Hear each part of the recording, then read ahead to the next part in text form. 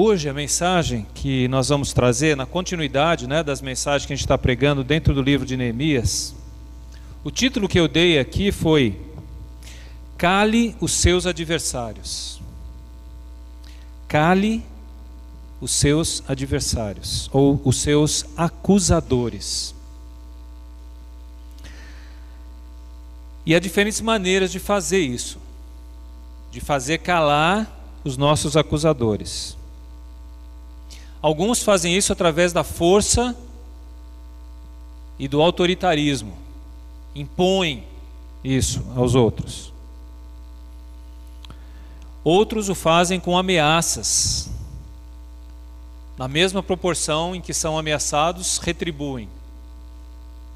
Há ainda os que usam de suborno para fazerem calar os seus acusadores.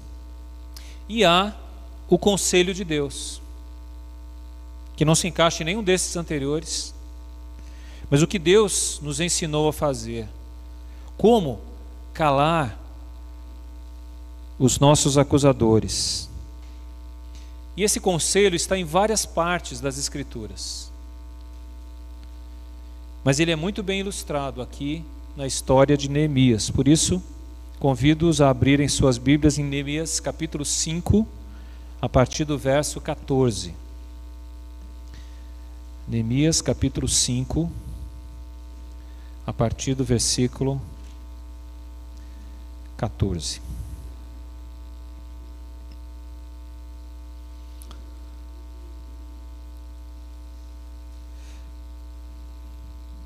Nós vamos pegar uma parte do capítulo 5 e uma parte do capítulo 6. Inicialmente vamos ler apenas essa parte final aí do capítulo 5, do 14 até o 19. E diz assim a palavra de Deus, narrando a história deste homem. Também desde o dia em que fui nomeado seu governador na terra de Judá, desde o 20º ano até o 32º ano do rei Artaxerxes, 12 anos, nem eu, nem meus irmãos comemos o pão devido ao governador. Mas os primeiros governadores que foram antes de mim oprimiram o povo e lhe tomaram pão e vinho, além de 40 siclos de prata. Até os seus moços dominavam sobre o povo. Porém, eu assim não fiz, por causa do temor de Deus. Antes, também na obra deste muro fiz reparação, e terra nenhuma compramos, e todos os meus moços se ajuntaram ali para a obra. Também 150 homens dos judeus e dos magistrados, e os que vinham a nós, dentre as gentes que estavam ao nosso redor, eram meus hóspedes. O que se preparava para cada dia eram boi, 6 ovelhas escolhidas. Também à minha custa eram preparadas aves, e de 10 em 10 dias, muito vinho de todas as espécies. Nem por isso exigi o pão devido ao governador, porquanto a servidão deste povo era grande. Lembra-te de mim para meu bem, ó meu Deus, e de tudo quanto fiz a este povo. Vamos orar? Obrigado, Senhor, por exemplos como este do passado, que estão registrados aqui como modelos para nós.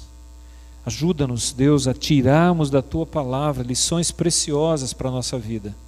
Na verdade, Senhor, mais que isso, convence-nos de que estas são diretrizes para que saibamos nos portar como filhos Teus, que honrem o Teu nome, que façam valer o investimento que o Senhor Jesus fez na nossa vida.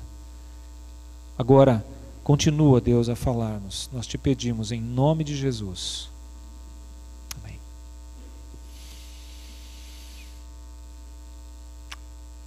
Talvez você não entendeu a minha introdução com esse texto aqui, porque na verdade as acusações são a partir do capítulo 6, mas esse começo é muito importante. Sabe por quê? Porque esse começo mostra um homem que era um exemplo naquilo que ele falava. Neemias não era um líder que mandava. Como nós estudamos no acampamento, lá foi o tema, Neemias era um líder que servia o povo. Ele é o protótipo do líder servo, daquele que serve para liderar e que lidera para servir. Um procedimento exemplar é a base para a autoridade do homem, da mulher, do jovem de Deus. Um procedimento exemplar. É interessante, olhando para Neemias e vendo esse texto aqui, você vai perceber que Neemias era um homem de recursos. Eu não sei se ele era rico ou se o rei, quando o enviou a Jerusalém, mandou a ele, ou por ele, uma certa quantia para que ele administrasse a situação. Mas certamente ele tinha recursos.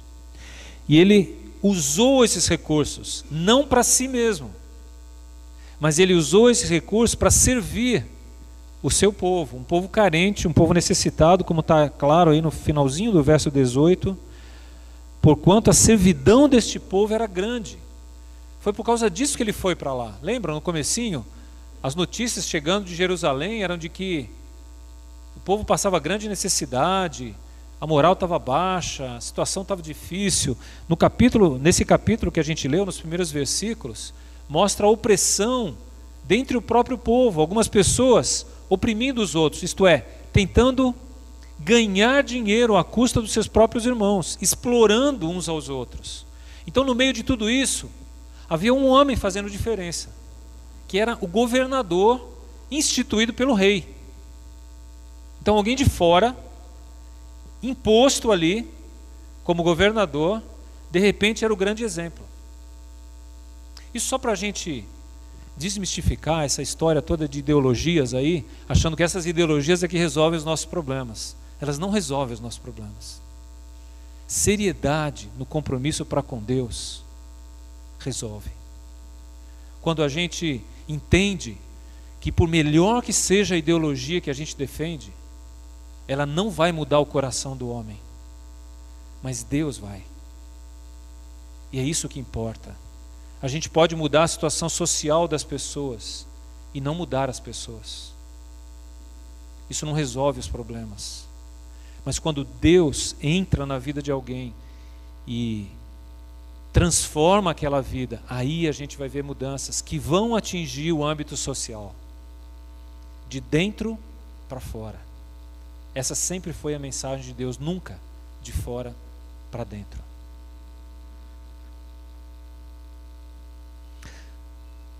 Neemias era um homem que tinha autoridade. Essa atitude dele de não buscar os seus próprios interesses, mas os de Deus e os do povo, fizeram toda a diferença na hora em que ele foi provado.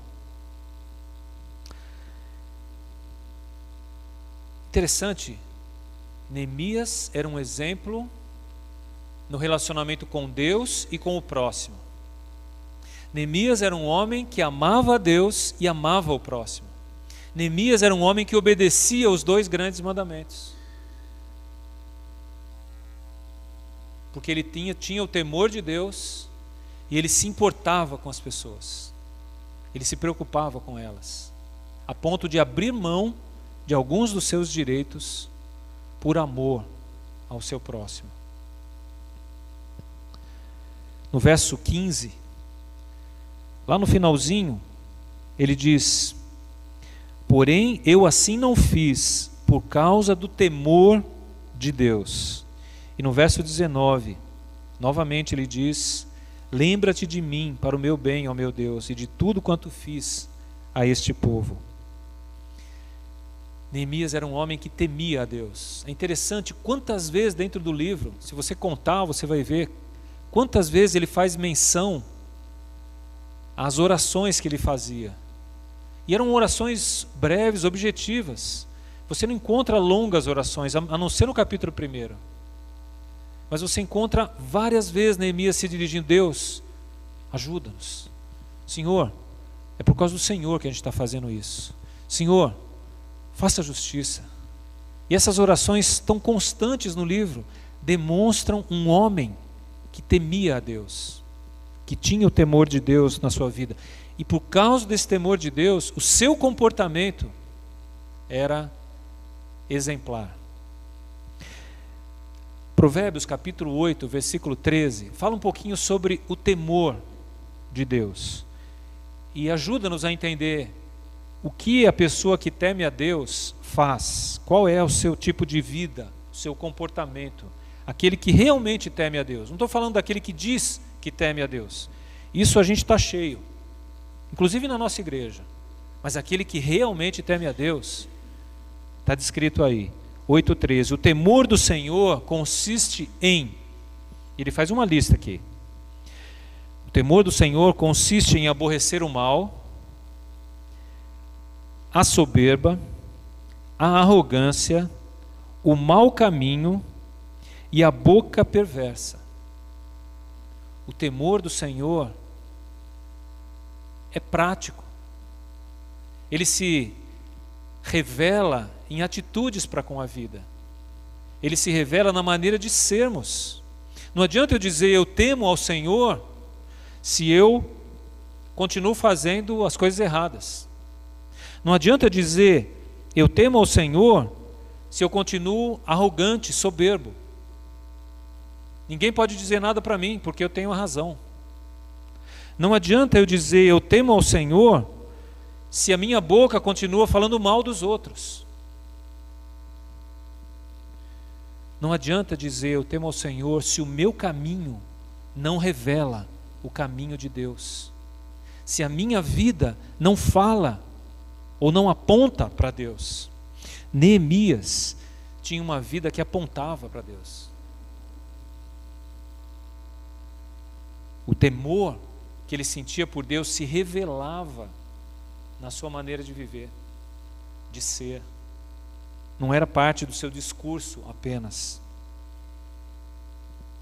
E mais do que isso, quando a gente olha lá no finalzinho, né, no versículo 19 que eu li, na oração que ele faz aí, lembra-te, Senhor, de mim para o meu bem. Isso lembra uma passagem falando sobre Moisés. E eu quero ler com vocês Hebreus capítulo 11. Hebreus capítulo 11, verso 25 e 26.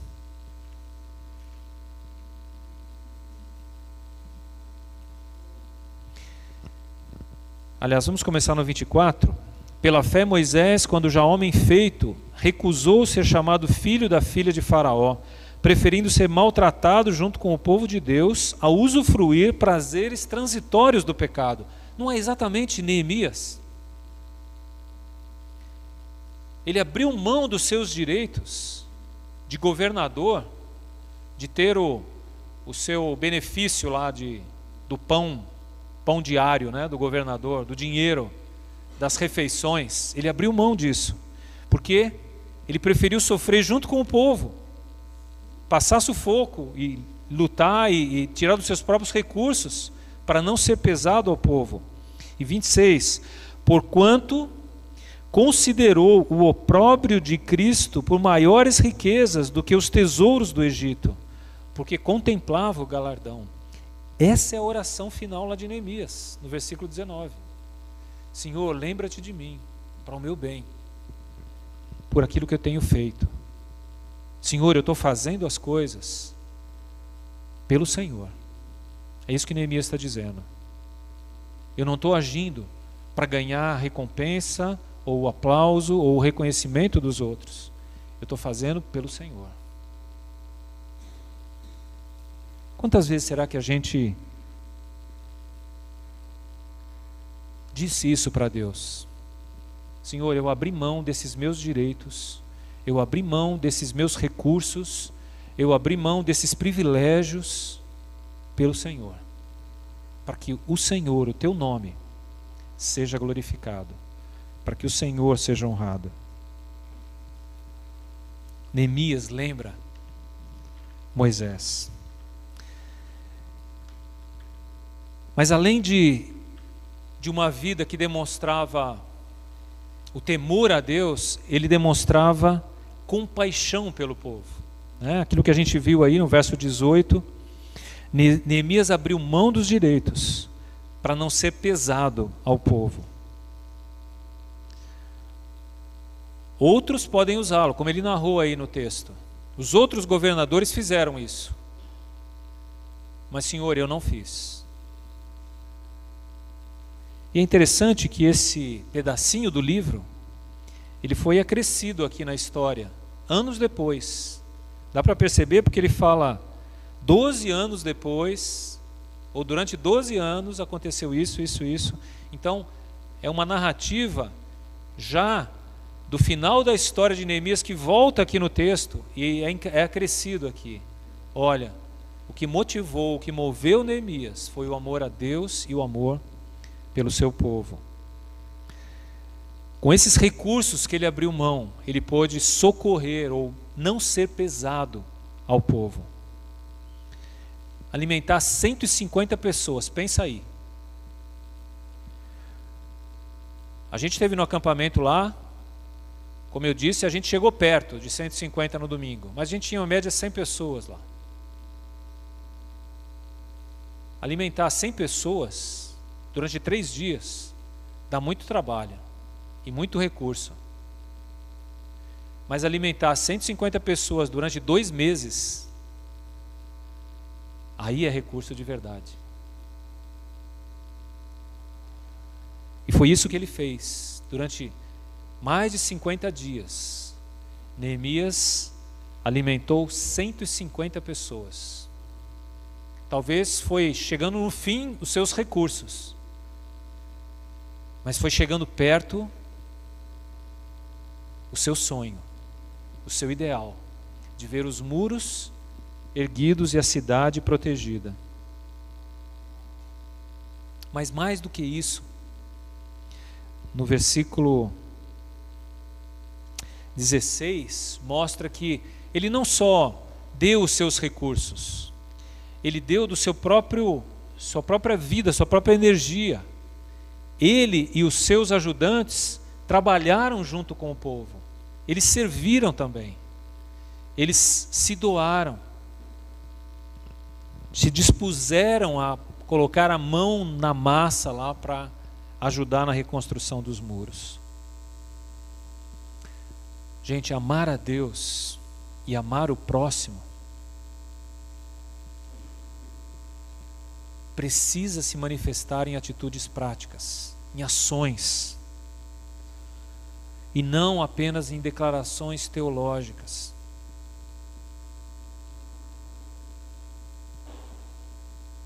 E com isso eu quero dizer que seguir a Jesus é muito mais uma questão de obediência do que de conhecimento.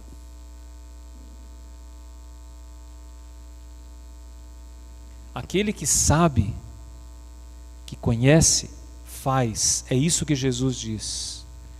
Aquele que diz que me conhece, me obedeça. Jesus não está tão preocupado em que os discípulos conhecessem todas as verdades espirituais, mas ele estava muito preocupado em que os discípulos obedecessem aquilo que já sabiam, que fizessem aquilo que sabiam que tinham que fazer. Então, se você sabe que tem que fazer alguma coisa por amor a Deus, por amor ao próximo, faça. E aí você vai demonstrar o seu amor a Ele e o seu amor pelo seu próximo. Obediência e serviço são práticas que precisam estar na nossa vida se nós queremos ser servos fiéis, servos que têm autoridade de Deus, não autoridade de um cargo, não autoridade de uma função, mas autoridade que vem de Deus. Agora sim, estamos prontos para entrar no capítulo 6, porque nós temos um homem de autoridade aqui. Neemias era alguém que tinha autoridade. Então, quando ele é atacado pelos seus inimigos, vamos ver como esse homem reagiu. Então, capítulo 6 de Neemias, Primeiro, versos 1 a 4. Tendo ouvido Sambalate, Tobias, Gesem, o arábio e o resto dos nossos inimigos, que eu tinha edificado o muro, e que nele já não havia brecha nenhuma, ainda que até este ponto não tinha posto as portas nos portais, Sambalate e Gesem mandaram dizer-me: vem, encontremo-nos nas aldeias, no vale de Ono. Porém, intentavam fazer-me mal. Enviei-lhes mensageiros a dizer: estou fazendo grande obra, de modo que não poderei descer. Por que cessaria a obra enquanto eu a deixasse e fosse ter convosco? 4 vezes me enviaram o mesmo pedido, eu, porém, lhes dei sempre a mesma resposta. Neemias tinha essa base sólida do seu relacionamento com Deus e com o seu povo, com o seu próximo. E ele nos ensina aqui, em primeiro lugar, mesmo que hajam intrigas contra a nossa vida, nós não temos por que temer. Mesmo que hajam intrigas atentando contra a nossa vida, nós não temos o que temer. Quando a gente lê o comecinho do texto aqui, não sei se você percebeu, ele estava dizendo: nós já fizemos os muros, está faltando só colocar as portas nos umbrais, no lugar. Falta pouco para terminarmos. Os inimigos, quando ouviram isso, pensaram: agora é nossa última chance. Última chance de não deixar eles terminarem. Porque depois que colocarem os portões, não tem mais como invadir Jerusalém. Eles estarão seguros lá dentro. Então, precisamos fazer algo. E talvez eles pensaram: não é que Neemias conseguiu? A gente zombou dele, a gente disse para ele que ele não era capaz, que o povo não era capaz, que eles não estavam fazendo nada, que o que eles iam fazer, uma raposa ia derrubar. Zombamos deles, mas não é que eles conseguiram. Então agora, qual é a nossa chance? Vamos tirar Neemias de lá, ele que é o problema. E é interessante que até então o ataque era dirigido ao povo, incluindo Neemias. Mas agora o ataque era direcionado para ele. Era contra ele que eles queriam lutar. Neemias era o empecilho, é por causa dele que a obra está seguindo. Então, em primeiro lugar, vamos armar uma situação. Vamos chamá-lo para uma conversa. E eles marcam um lugar ao norte de Jerusalém, cerca de 30 quilômetros ao norte de Jerusalém, que ficava entre Jerusalém e Samaria, terra de Sambalate. Um lugar neutro. Vamos marcar um lugar neutro. E quando estivermos lá, a gente pode atacá-lo. É interessante como Neemias reagiu a isso. Ele não tinha tanta certeza, talvez na época, que aquilo era uma emboscada, embora deveria ter sérias dúvidas. Outros já deveriam ter falado por tudo que era feito contra os judeus por parte dessa turma aí. Mas é interessante que não foi esse o argumento que ele usou. Você viu o que ele disse? E ele disse 4 vezes a mesma coisa. Quando vieram chamá-lo: Neemias, queremos encontrar com você para selar a paz, para conversarmos sobre a situação, para resolvermos nossos conflitos.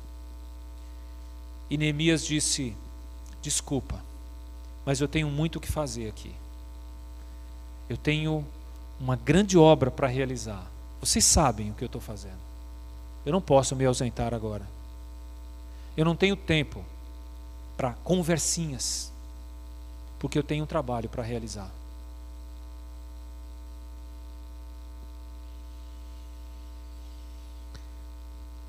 Sabe, minha gente, o que muitas vezes vai nos livrar do mal é quando nós estamos seriamente e completamente envolvidos na tarefa que Deus nos deu.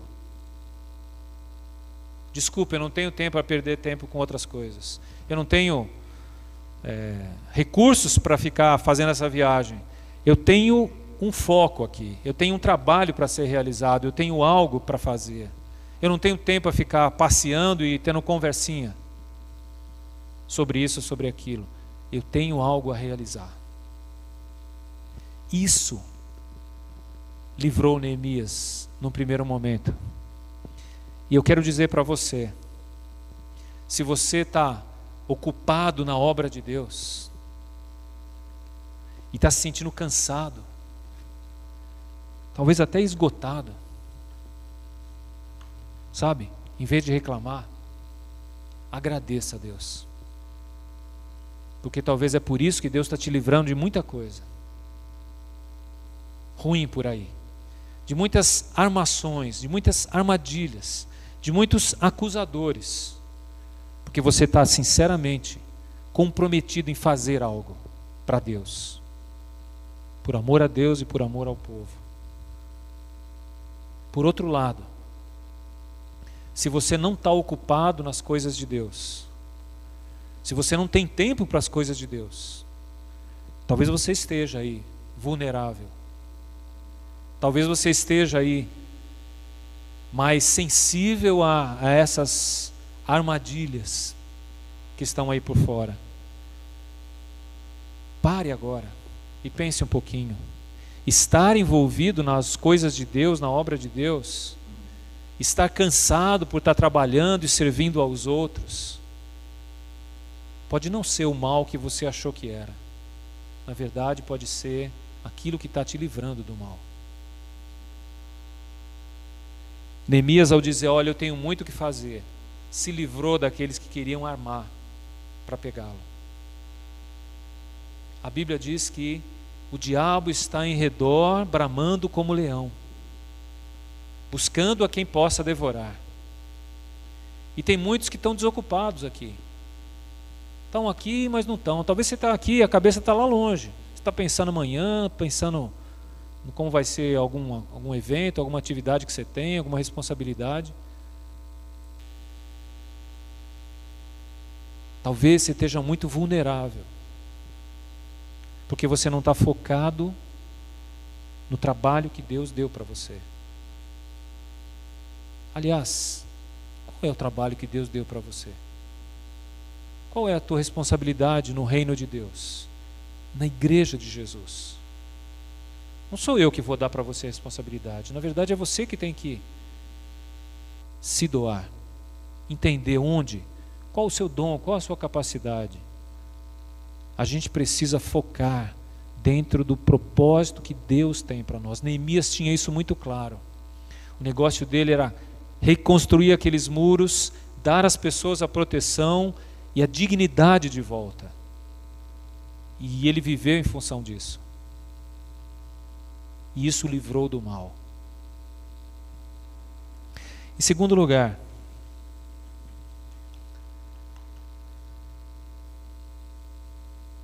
versículos 5 a 9. Acompanha comigo aí. Então Sambalate me enviou pela 5ª vez o seu moço, o qual trazia na mão uma carta aberta. Mudou a estratégia agora. Até então vinha um mensageiro que dizia para ele, vamos nos encontrar, vamos nos reunir. Não, estou muito ocupado, tem muito o que fazer. Mas vamos lá. Não, eu estou ocupado. Aí depois, na 5ª vez, ele cansou. E aí ele redigiu, Sambalate e os seus amigos redigiram uma carta aberta. Essa carta talvez veio em pergaminho, veio impressa em alguma tábua de barro, algum lugar lá, não sei o material que usavam na época, alguma pele, né? Alguma coisa, veio uma carta. E carta aberta era a ideia de alguma coisa que ia ser lida publicamente e provavelmente exposta publicamente. Talvez no mural da cidade lá, devia ter alguma coisa parecida com isso lá. Botaram lá no mural, né? Na árvore principal lá, prenderam lá. Então a ideia era que todos escutem isso, né? Em verso 5, de novo. Então Sambalate me enviou pela 5ª vez o seu moço, o qual trazia na mão uma carta aberta do teor seguinte. entre as gentes se ouviu, e Gesem diz que tu e os judeus intentais revoltar-vos.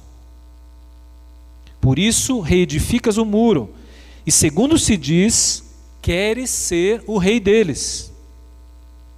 E puseste profetas para falarem a teu respeito em Jerusalém, dizendo: este é rei em Judá.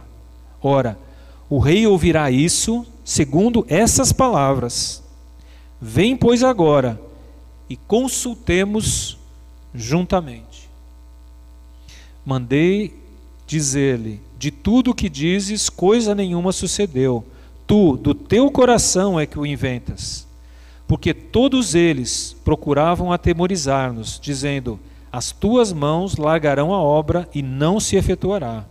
Agora, pois, ó Deus, fortalece as minhas mãos. Agora não era mais dissimulado o ataque, agora era frontal. Uma carta aberta, acusando Neemias de querer tornar-se rei, tomar o reino de Judá. E você construiu o muro para agora se tornar independente. É isso que está se dizendo por aqui. Inclusive, profetas estão dizendo, profetizando sobre você. A estratégia mudou.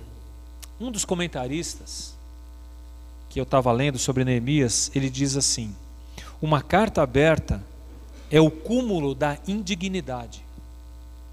Uma carta aberta contra alguém é o cúmulo da indignidade. Eu não sei se você já foi alvo de uma carta aberta contra você. Eu fui. E eu sei como dói. Como é difícil recuperar terreno. Porque tem coisas e tem amizades e tem relacionamentos que a gente não recupera mais. E eu não recuperei mais. Mas quando te acusam e você fica sabendo que mandaram essa carta para vários lugares diferentes e alguém lá de Curitiba, lá de Florianópolis, liga para você e diz: olha, recebi uma carta sobre você aqui, dizendo que você fez isso e aquilo e pensa assim. Isso dói, gente.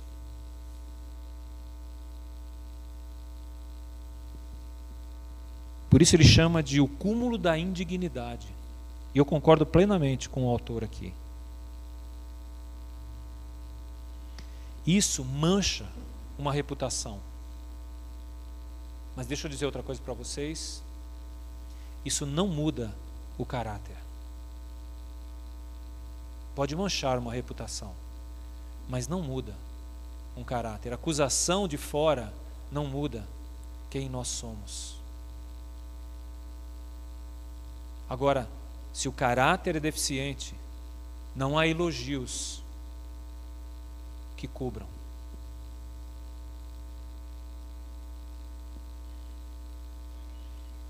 Neemias nos dá o exemplo do que fazer quando você é acusado injustamente. E ele fez duas coisas, para ser muito simples e direto, como Neemias era, muito simples e direto. A primeira coisa, no verso 8, Neemias nega veementemente aquilo que eles falaram. Ele diz: de tudo que dizes, coisa nenhuma sucedeu. Tudo, teu coração é que o inventas. Não é verdade o que vocês estão dizendo. Primeira coisa, há uma acusação contra você injusta, negue. Seja direto. Não precisa ficar se justificando. Não, é porque... Não é verdade. Ponto final. Acredite quem quiser acreditar. Sempre vai ter um monte de gente querendo acreditar em notícia ruim. Não é? Se eu chegar aqui para vocês, pegar o Jackson de exemplo aqui, e disser do Jackson: olha, o Jackson fez isso, o Jackson fez aquilo outro, fez aquilo outro. Só tem um problema. O Jackson tem o seguinte defeito. Isso. Aí a gente sai daqui e vai lembrar do quê? Diga para mim. Pode esquecer os 4, 5, as 10 qualidades que eu falei, mas eu vou lembrar do defeito. Porque a gente, como pecador, tem sede de sangue do outro, né? Sangue do outro. Quanto mais sangue, melhor, né? Porque o nosso coração é enganoso, a palavra de Deus diz. Nós somos levados por isso. Mas Deus pode transformar isso em nós. Então, sem dúvida, Neemias deve ter muita gente em Judá que pensou: agora eu estou entendendo. Por que ele fez tudo isso? Por que ele dividiu o pão dele com os outros? Por que ele foi tão bonzinho? Porque ele quer ser o rei. Os da oposição já olharam logo sangue.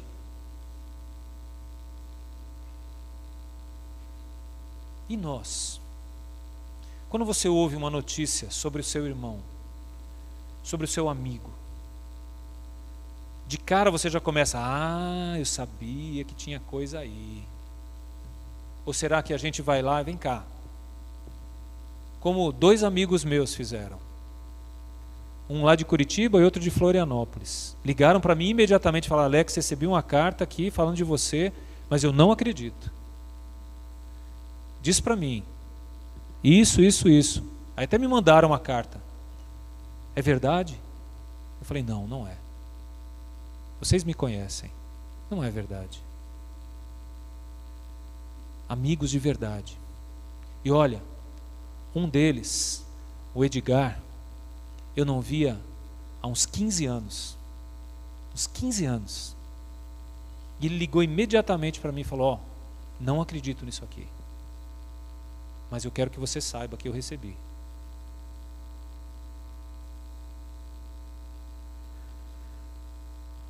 Neemias negou veementemente aquilo. Alguns acreditaram, outros não. Mas isso não o intimidou. Isso não fez ele mudar. Ele continuou, ele prosseguiu. Em segundo lugar, o que Neemias fez, no final do verso 9: agora, pois, ó Deus, fortalece as minhas mãos. Mais uma daquelas orações relâmpagos de Neemias aí. Mais uma vez, ele mostra como fazer. Primeiro, negue a acusação. Segundo, ore. Entregue a Deus. Senhor, está aqui a situação. Senhor, me fortalece. Me ajuda a não perder a visão correta. Me ajuda a prosseguir. Está sendo acusado falsamente? Negue. Segundo lugar, ore, pedindo para Deus guardar o seu coração. Sabe, gente, quando aconteceu isso comigo, os primeiros dias assim foram de revolta. E eu concentrei no sujeito que mandou as cartas e queria pular no pescoço dele. Não era para dar um abraço, garanto para vocês. Mas com o passar dos dias e falando: Senhor, tem misericórdia, me ajuda. O que o Senhor quer de mim? Como é que eu devo me portar? Como é que eu devo fazer? Eu confesso que eu não sabia. Mas o orar faz a gente voltar ao bom senso, faz a gente voltar aos valores de Deus e a pensar: o que Deus quer de mim agora? E sabe o que eu concluí naquela hora, o que Deus queria de mim? Perdoe. Perdoe essas pessoas. E eu sei que o processo do perdão não é muito fácil, não. Não é só dizer: não, eu te perdoo e pronto, final. Ainda ficam lá aquelas cicatrizes, né?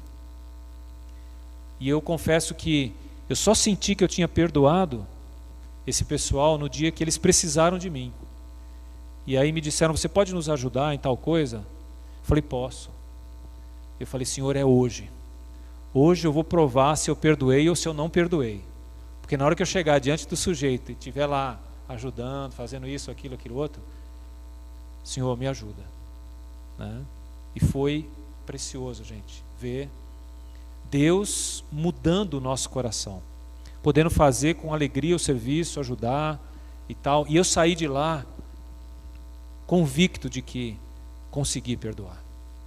Não havia mais mágoa no meu coração. Hoje eu posso falar dessa turma sem problema.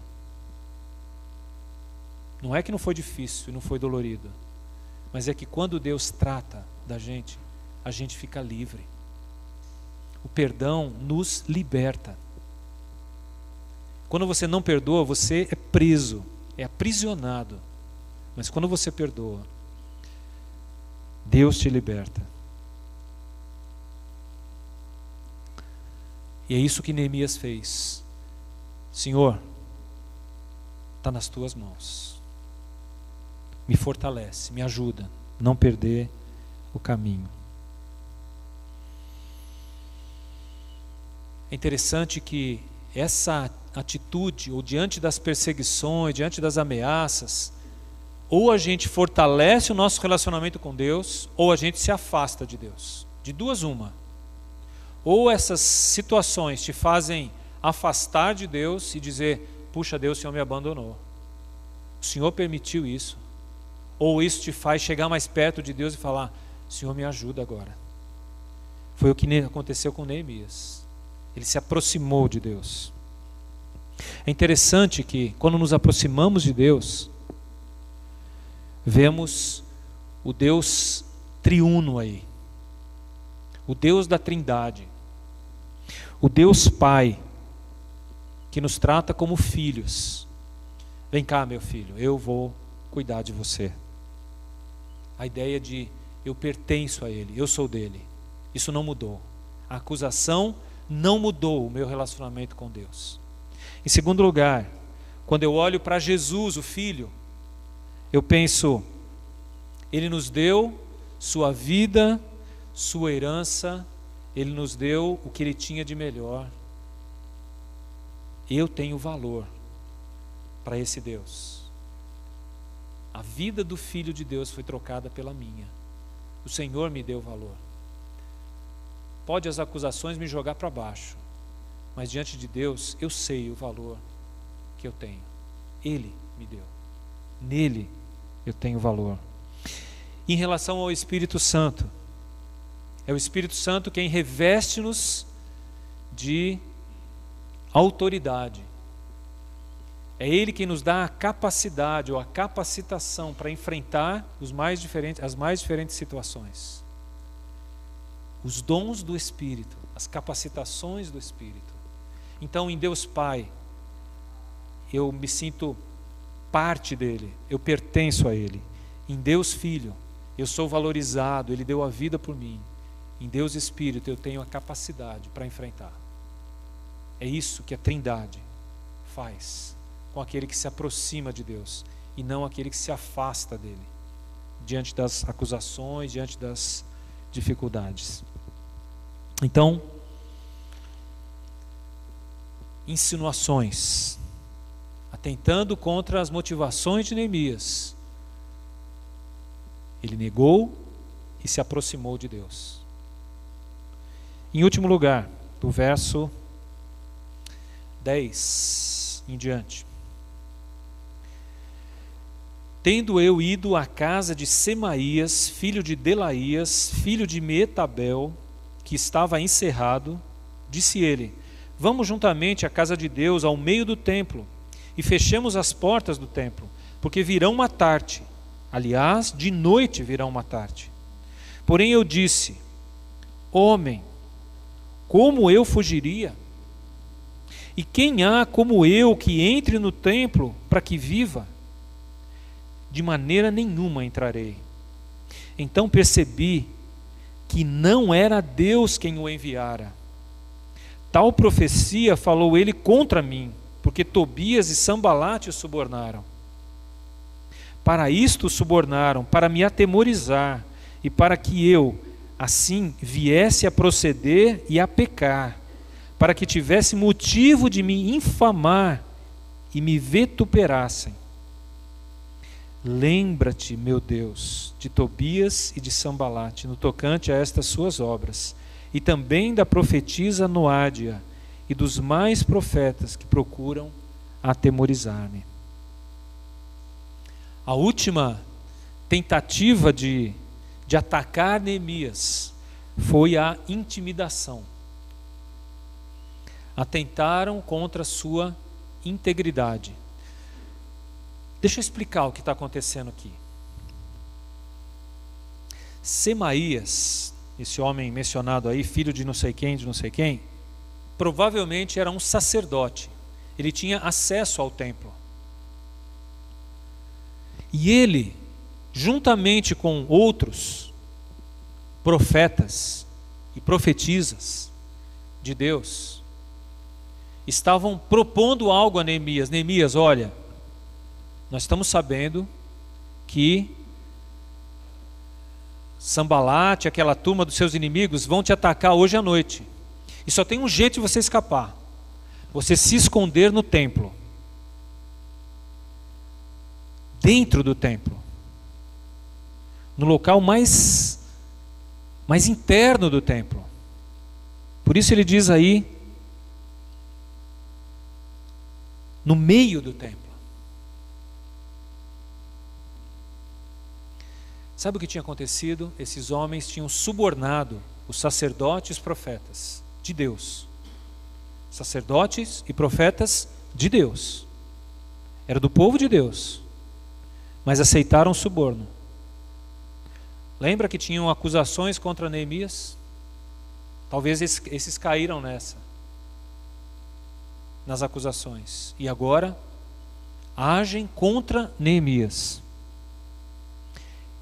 E eles tentaram fazer duas coisas para intimidar Neemias. Primeiro, através da ideia de nós vamos matar você. Eles queriam que ele tivesse medo e ele fosse se esconder. Se ele fizesse isso, ele como governador, como aquele que está à frente, ele se esconde e salva a vida dele. E nós? O povo. Ele pode se esconder, mas e nós? Então a primeira tentativa é jogar Neemias contra o povo. E a segunda, esconda-se no templo, no meio do templo, no lugar sagrado. Só que Neemias, que conhecia a palavra de Deus, e isso faz toda a diferença, e eu quero que você preste muita atenção agora. Neemias sabia que não deveria entrar em certos lugares do templo. Isso era reservado somente aos sacerdotes.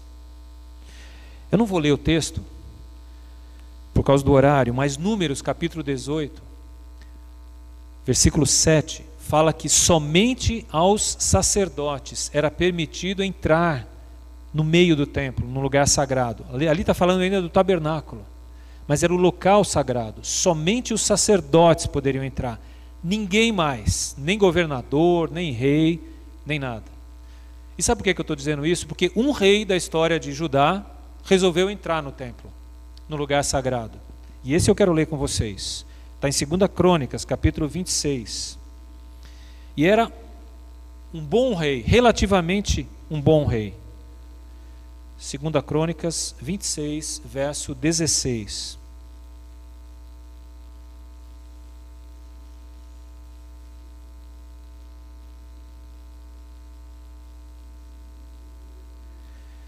Diz assim, falando sobre Uzias.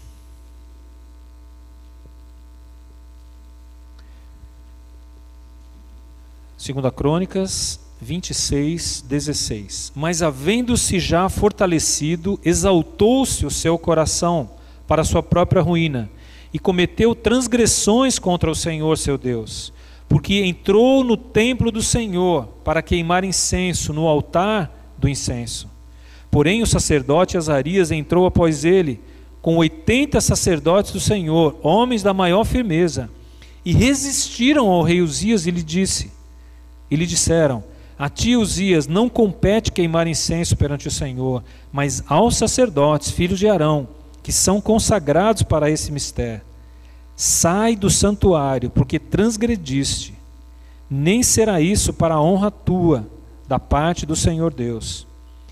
Então Uzias se indignou, tinha um incensário na mão para queimar incenso. Indignou-se ele, pois, contra os sacerdotes. A lepra lhe saiu na testa, perante os sacerdotes, na casa do Senhor, junto ao altar do incenso. O que aconteceu com esse homem? Por desobedecer a Deus, por entrar no lugar que era reservado apenas aos sacerdotes e tentar oferecer incensos lá diante de Deus, ele foi acometido de lepra, uma doença que o matou. Neemias conhecia essa escritura, provavelmente a de Moisés e esta, e isso fez com que Neemias não aceitasse. Volte para o texto lá de Neemias capítulo 6, eu quero que você preste atenção agora.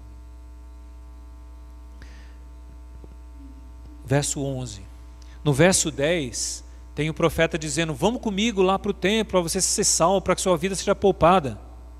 E aí no verso 11, diz: porém eu disse, Neemias disse: homem, como eu fugiria, e quem há como eu que entre no templo para que viva?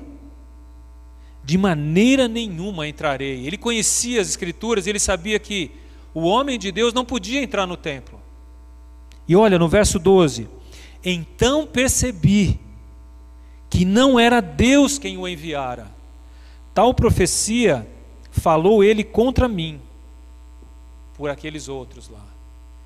Por conhecer a palavra de Deus, ele sabia que aquilo que eles falaram não vinha de Deus. Sabe, gente, hoje está cheio de falsos profetas por aqui. Cheio. Para todo lado tem gente dizendo coisas em nome de Deus.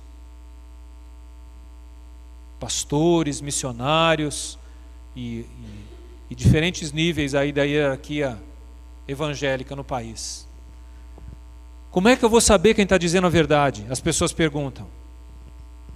Como é que eu vou saber quem está dizendo a verdade? Conhecendo a verdade. Você precisa conhecer a palavra de Deus se você quiser discernir. Neemias só descobriu que aquele homem, sacerdote, e os profetas estavam mentindo porque ele conhecia as escrituras, e Deus não ia falar contra ele, contra as escrituras. Deus não ia mandar alguém dizer alguma coisa que contrariasse o próprio Deus. Você quer aprender a discernir entre o falso e o verdadeiro? Conheça a verdade. Você precisa conhecer as escrituras, precisa estudá-la, precisa lê-la. Não ache que vindo no culto de domingo à noite você vai conhecer as escrituras. Vai conhecer muito pouco. Você precisa estudar a palavra de Deus. Como é que você vai discernir o que é falso e o que é verdadeiro aí fora? Tem muita ovelha, lobo com pele de ovelha, para todo lado que você olha. De vez em quando até eu olho no espelho assim para ver se eu não estou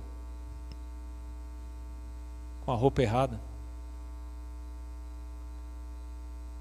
O espelho da palavra de Deus, né? Esse é o espelho que a gente tem que se olhar. Você olha aqui e fala: opa, já estou desviando, já estou falando besteira, já estou dizendo algo que não é bem o que Deus falou. Volta, centraliza na verdade de Deus, diga só o que Deus disse, não mais do que isso. Porque aqueles resolveram dizer aquilo que os outros mandaram, que lhes convinha, e disseram contra Deus, e ele discerniu.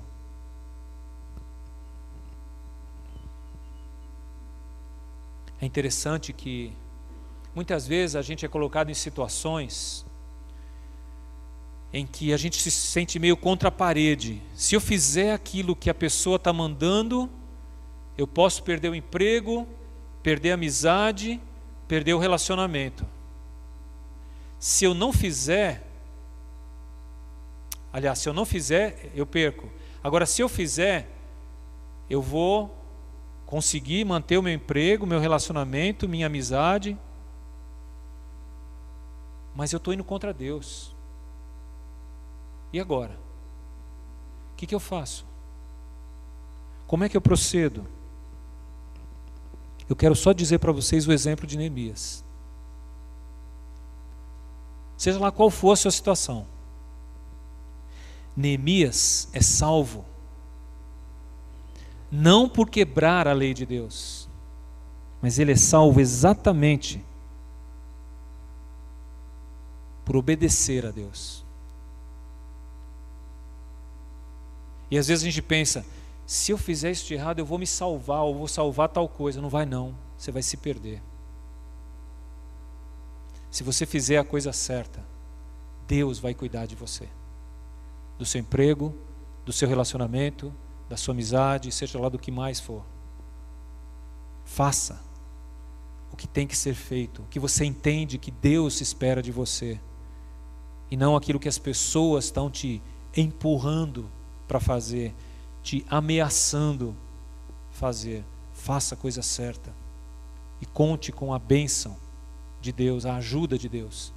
Talvez você perca o emprego, talvez você perca aquele relacionamento, talvez você perca aquela amizade, mas certamente Deus vai levantar outro, emprego, amizade, relacionamento, seja lá o que for.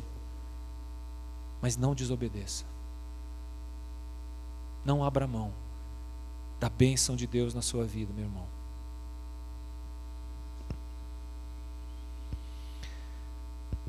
É interessante que novamente, no versículo 14, a gente viu Neemias orando. E ele entrega a Deus seus inimigos e os falsos profetas.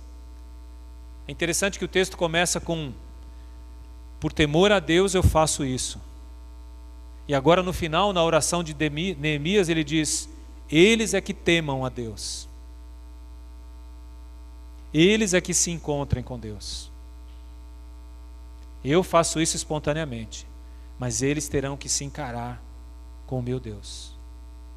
Esses que estão procurando o mal, falando em nome de Deus erradamente, eles é que temam.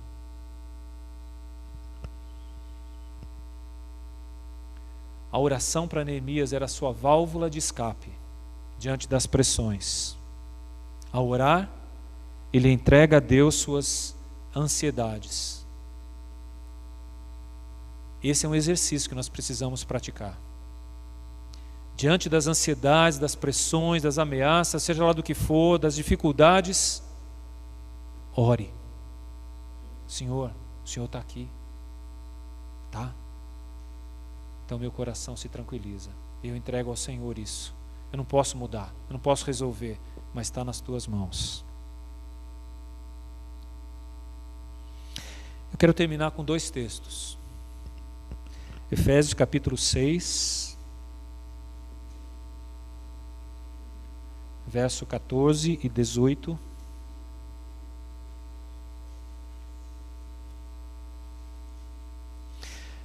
Está narrando aqui a armadura de Deus,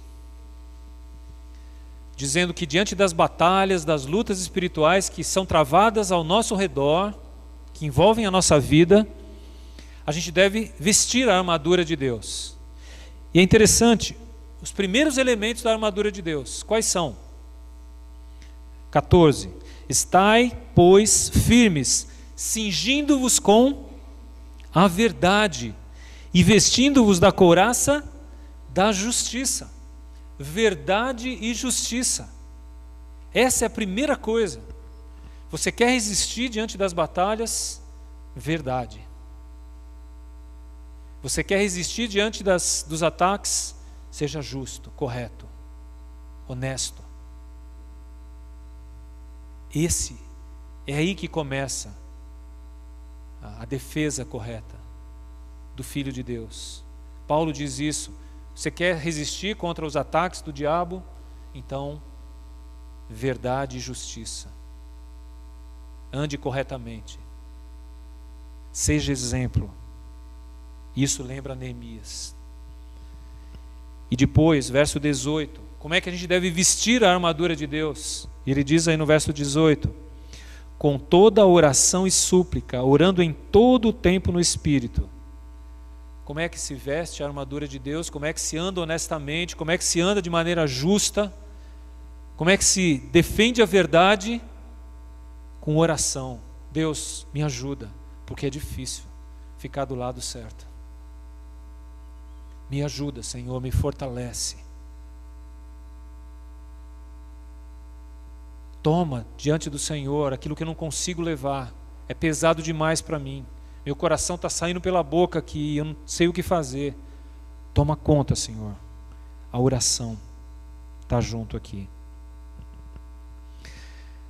Isso remete lá para Neemias. Verdade e oração. Melhor maneira de enfrentar as ameaças. E o último texto que eu quero ler com vocês está em 1 Pedro capítulo 2. Vamos encerrar aqui.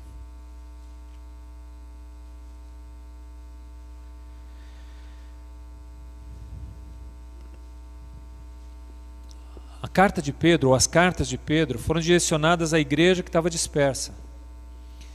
E era um período de perseguição, um período difícil para a igreja.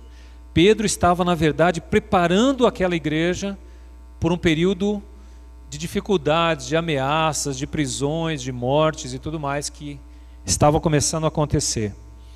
Então, versículo 12, começando no versículo 12. Mantendo exemplar o vosso procedimento no meio dos gentios, para que naquilo que falam contra vós outros, como de malfeitores, observando-vos em vossas boas obras, glorifiquem a Deus no dia da visitação. O que Pedro está repetindo para aquele povo, para a igreja, é o que Neemias fez, é a mesma coisa. Mantenha exemplar o seu procedimento, porque aqueles que vão te acusar vão se calar, e muitos vão glorificar a Deus ao ver a sua vida. Mantenha-se correto, vale a pena. Mantenha-se no caminho. E agora, pulando para o versículo 15, mesmo capítulo aí. Porque assim é a vontade de Deus, que pela prática do bem façais emudecer a ignorância dos insensatos, como livres que sois, não usando todavia a liberdade por pretexto da malícia, mas vivendo como servos de Deus. Tratai todos com honra, amai os irmãos, temei a Deus, honrai o Rei. Que pela prática do bem façais emudecer aqueles que acusam vocês. Paulo ensinou a gente como enfrentar o mal. Vença o mal com o bem, não retribuindo o mal, mas vença o mal fazendo a coisa certa, continuando a fazer a coisa certa. E Deus vai cuidar de você, e Deus vai cuidar de nós. Esse é o princípio, sempre foi. Neemias, Paulo, Pedro, toda a palavra de Deus defende a mesma ideia. Como é que a gente lida com a acusação? Como é que a gente faz calar os nossos acusadores? Vivendo de modo exemplar, não dando a eles motivos para acusar, e tratando-os bem. É interessante que o final do texto de Pedro fala: trate bem o rei. Sabe quem era o rei naquela época? Nero. O doido Nero, que incendiou Roma e acusou os cristãos. Trate bem o rei. Eu não sei quem é seu chefe, quem é seu marido, quem é o seu professor, quem é a pessoa que você vê talvez como inimigo ou como ameaça. Seja lá quem for, trate bem o rei. Viva de modo exemplar. Faça-os calar pelo seu reto proceder. E na dificuldade, quando você não tiver mais forças, você vai entender que Deus é o nosso forte refúgio e fortaleza.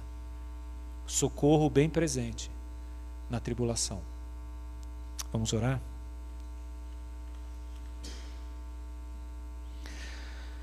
Obrigado, Senhor, por Tua palavra, que é a mesma desde Neemias até a igreja e continua com os mesmos conselhos para nós hoje. Ajuda-nos, Senhor, a viver pela Tua palavra, a crer nos Teus ensinos, Senhor, Aqueles que têm passado por ameaças, por acusações, por situações difíceis, fortalece-os, Deus. Que eles encontrem no Senhor, no orar ao Senhor, o escape, o refúgio que precisam. Mas ajuda-os, Deus, a permanecerem firmes, a serem exemplo de vida, a lutarem pela verdade. Que mesmo que num primeiro momento venham a perder algo, mas terem a certeza de que estarão ganhando a bênção do Senhor, a aprovação do Senhor, e certamente ganhando o cuidado do Senhor, e o suprimento do Senhor, e a fidelidade do Senhor. Então abençoa-nos, Senhor, abençoa cada um desses que estão nessas batalhas, que o Senhor os levante, os encoraje. Nós te pedimos em nome de Jesus.